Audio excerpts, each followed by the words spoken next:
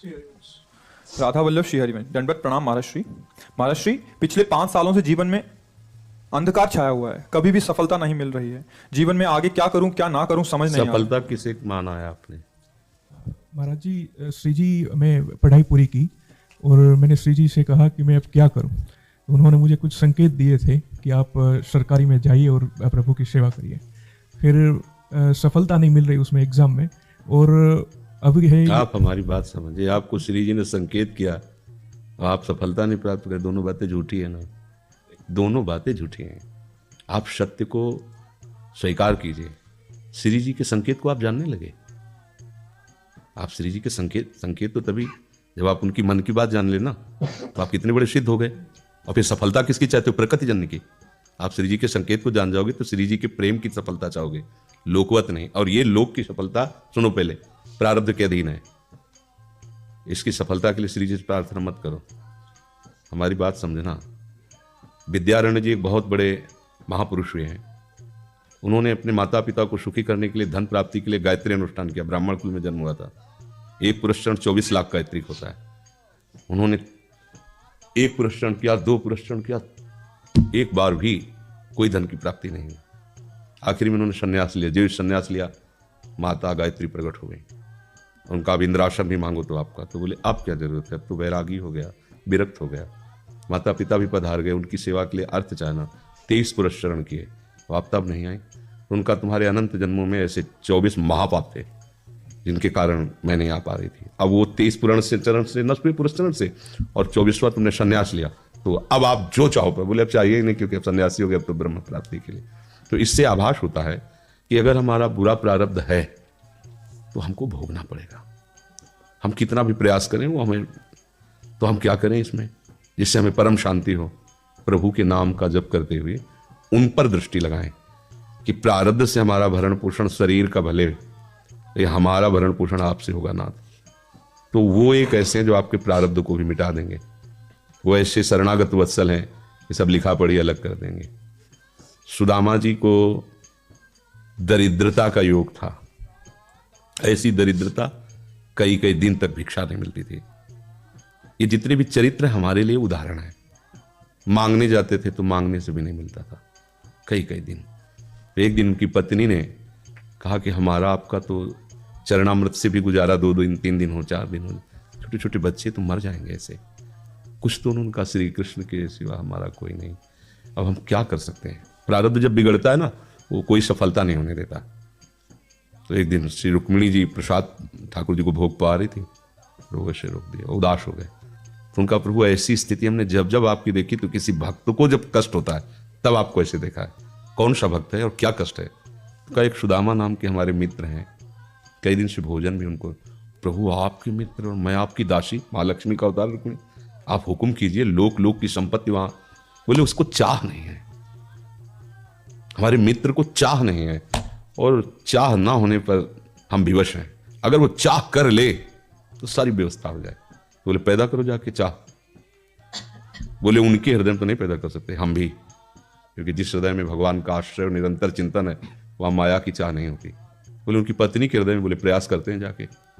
भगवान संत वेश में गए, भिक्षाम दे, वो निकली। अतिथि का सत्कार करना गृहस्थ का धर्म होता है। हाथ जोड़ा और कहा हम असमर्थ हैं, आपको भिक्षा नहीं दे सकते। क्यों? बोले हम अपवित्र हैं, हमारे ऊपर सूतक लगा हुआ है। किस बात का सूतक? हमने एक पुत्र जन्मा है। तो ठीक है हम 10-12 दिन बाद आ जाएंगे। बोले नहीं, आजीवन अपवित्र रहेंगे। तो ऐसा कौन सा? बोले दरिद्रता रूपी। विद्वान की पत्नी है तो ऐसे उनका दरिद्रता रूपी पुत्र का जन्म, अर्थात सीधे ये कि मैं नहीं दे सकती या देने योग्य नहीं, ऐसा न कहीं कहा, मैं अपवित्र हूं। तो दरिद्र कैसे हो सकती हो? जिनके पति के मित्र द्वारिकाधीश भगवान श्री कृष्ण है, वो दरिद्र कैसे हो सकता है? एक बार कहो ना अपने पति से। चले गए। जो सुदामा जी आए तो उन्होंने कहा कि देखो आज एक अतिथि आए थे, उनको मैं कुछ नहीं दे पाया, मुझे बहुत कष्ट है कि मेरे पुत्र और आए हुए अतिथि का भी हम स्वागत नहीं कर सकते, उनका भरण को आपके मित्र द्वारिकाधीश प्रभु श्री कृष्ण। सुदामा जी ने कहा, बोले चले जाओ ना, वो कुछ ना कुछ सहयोग कर देंगे। तो बोले हम ऐसे मित्र नहीं बनाए कि वो हमारा सहयोग करें, कभी नहीं, मर जाऊंगा पर उनसे ये नहीं कहूंगा कि आप हमारा। बोले मत कहना, दर्शन के लिए तो चले जाओ, वो सुना है इतने उदार हैं कि वो जाने पर ही दे देंगे। सुदामा ने कहा दर्शन के लिए तो जा सकते हैं, बहुत दिन हो गए, ठीक है, पर मित्र के पास जाए तो कुछ लेके जाना चाहिए, मेरे पास तो कुछ नहीं है। पड़ोस में जैसे किसी से मांगने गई तो अरे समय जब बिगड़ता कोई नहीं होता साथ। एक ने थोड़ी उदारता दिखाई तो चावल पछोरने पर जो आगे कणका होते हैं चावल के, जो प्राय वो लिए सुदामा जी ने कहा हमारे प्रभु भाव के मुंह के कुछ ले जाएंगे, खाली हाथ तो नहीं है। पोट्री में सारांश में बता रहे हैं, द्वारपालों ने देखा कि हड्डी हड्डी शरीर में कई जगह से फटे वस्त्र, बीमारी फटी हुई, मतलब दिखाई दे रहा था दरिद्रता की मूर्ति है।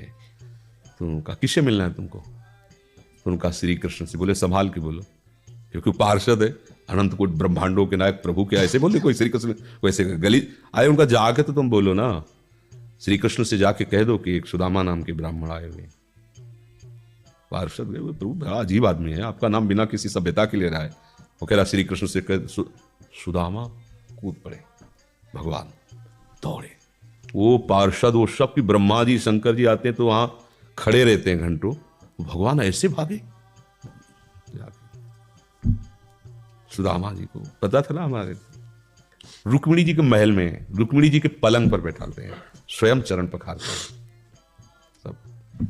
अब ये वैभव, क्या हालचाल है, कैसे हो प्रभु? आप सब जानते हो, आपकी बड़ी कृपा है।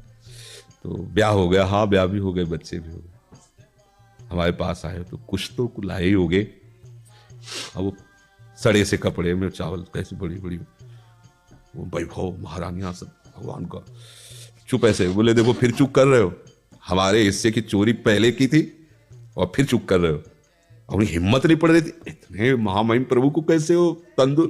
भगवान ने ऐसे छीला, ओहो आज तक मुझे ऐसा स्वाद नहीं मिला। भगवान बड़ाई कर रहे, देखो रुक्मिणी जी की आंखों में आंसू आ गया उधर से।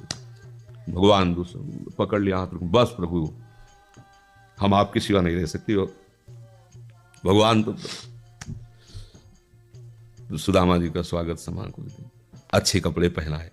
जब चलने लगे ना तो भगवान की तरफ वो देखते, मतलब कामना नहीं पर कि देखा पत्नी कह रही थी जाओगे कुछ लोग कुछ चले प्रभु, हाँ ठीक है। इधर से ऐसे चले जाना, हाथ भी खाली।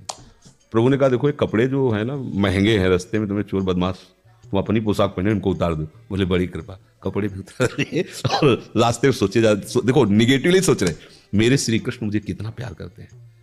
उन्होंने इसीलिए नहीं दिया कि दरिद्र कहीं संपत्ति पाकर मतवाला होकर मुझे भूल न जाए, मुझे कितना प्यार करते हैं। प्रभु के प्यार में मगन होकर सुदामा पूरी खली जैसे द्वारिका। तो उनको भ्रम हुआ कि मुझे लगता है चलते चलते मैं पुनः द्वारिका आ गया। तो वहां पूछ रहे हैं कि ये किसका है। भगवान के पास विधाता है, उनका प्रभु ये तो गलत हो गया, इनके भाग में हमने लिखा था क्षय श्री, ऐश्वर्य का नाश, जीवन में नहीं ऐश्वर्य, क्षय श्री। भगवान ने उसका उल्टा कर दिया यक्ष श्री। जैसे कुबेर का अथाह धन का खजाना, त्रिभुवन का खजाना वही है कुबेर के पास, जैसे कुबेर का खजाना यक्ष श्री। तो कहा प्रभु, तो उनका इन्होंने एक पुण्य किया है, अनंत ब्रह्मांडों के समस्त जीवों को तृप्त कर दिया है।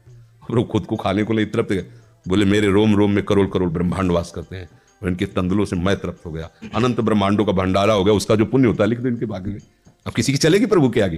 तो एकमात्र प्रारब्ध को मिटाने वाले भगवान है, कर तुम अकर तुम अन्यथा कर तुम। तो आप भगवान की शरण होकर उनका नाम जप कीजिए और उनसे प्रार्थना कीजिए कि आपको उचित लगे तो समस्या का समाधान कर दीजिए, नहीं तो मुझे समस्या से लड़ने का बल और विवेक दीजिए, बात बन जाएगी।